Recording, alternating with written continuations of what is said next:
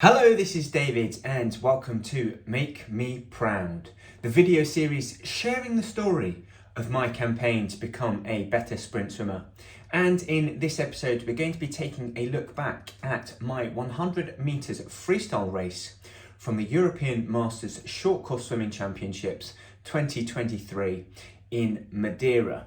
So for those of you that were following my channel back then will know that I came in with a personal best, an absolutely huge personal best time of 1:01.26 seconds, smashing the previous personal best that I set in April 2023 at Scottish Masters Nationals of 1:01.83 seconds. So an absolutely massive improvement there.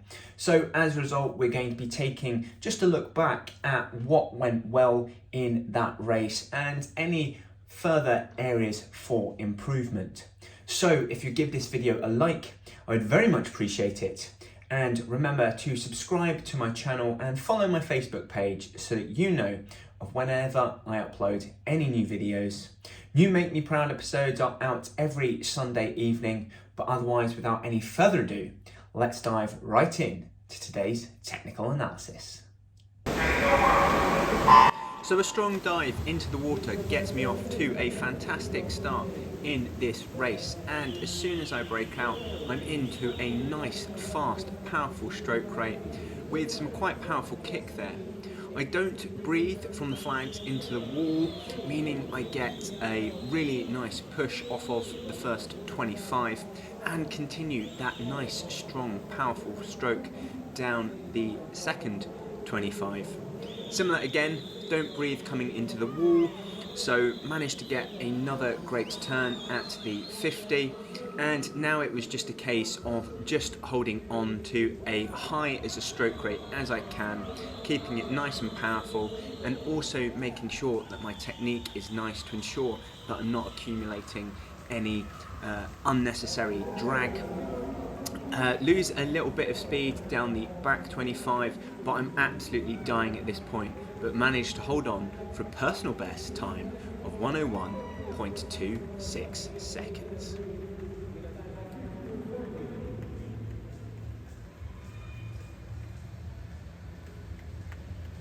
So I'm actually finding it rather difficult to find any major talking points to critique in that race, because for my ability level, it was rather well executed, and I think I'd actually struggle to have swum that much better for the strength level and my ability as a swimmer at that point in time. So I think it's more a case of looking forward as to how I can improve that in the future and what I need to work on in training, and just probably mainly down to building greater swim strength so that I've got high speed and I can keep up with the rest of the pack, because whilst I was able to stick to the swimmer on the outside of me, everyone on the inside of me pretty much destroyed me in that race, and probably as they should, as it was a Europeans event. How can I improve on that race going forward?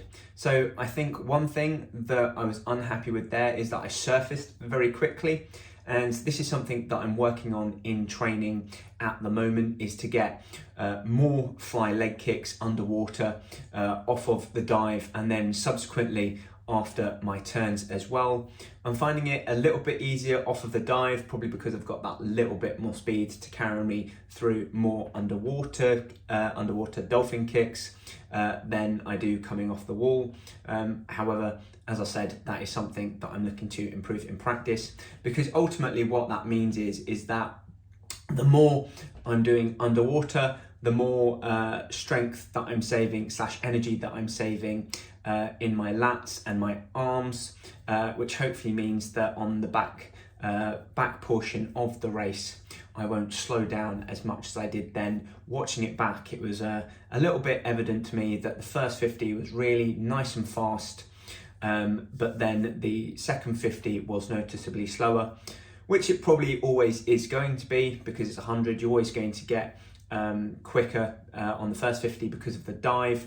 However, it was noticeably slower with the stroke, and therefore I think that that's something really to focus on, is maintaining back end speed, and part of that will be reserving strength and energy in my upper body by doing more underwater leg kicks. So a key thing that I'm focusing on in training, and is now something that I'm incorporating into every training session now.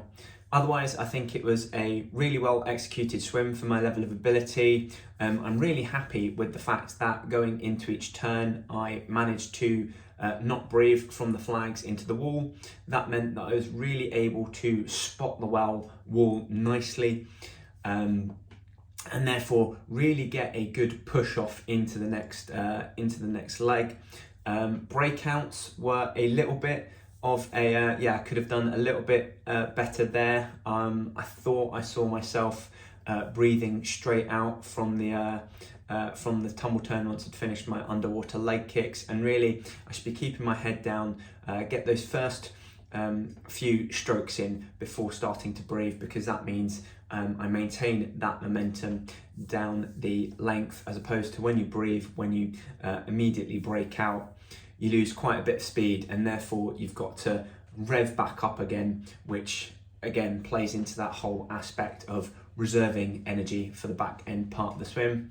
There were some bits there where I was also breathing every 2 strokes as opposed to every 3.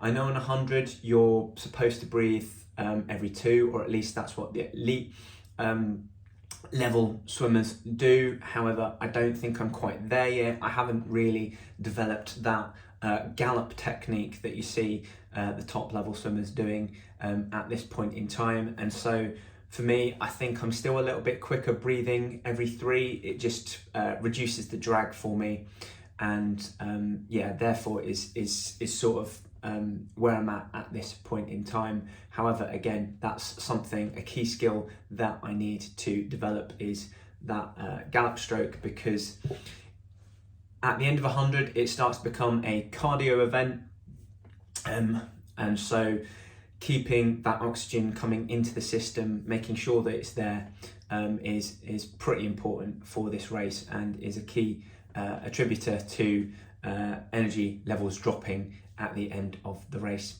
Otherwise, I thought it was a really well executed 100 freestyle. I'm really happy with it, how it went. Absolutely over the moon with that personal best. I know I wanted to go sub 60 seconds by the end of 2023. However, it wasn't to be, and despite that, I managed to knock a huge amount of time off of my original personal best of 104.45. So knocking, 3¼ seconds off of my 100 meters personal best over the course of the year is nothing to be too upset about. So really happy about that, really happy with how this event went.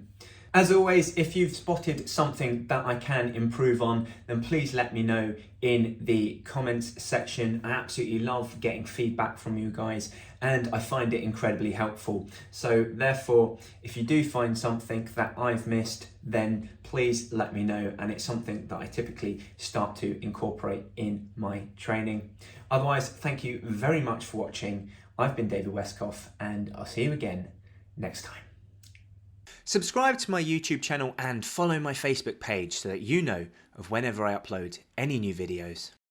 Similarly, who else might enjoy this video? Please share in the swimming fun by either tagging them in the comments below or clicking on the share button. Otherwise, check out westcough.com.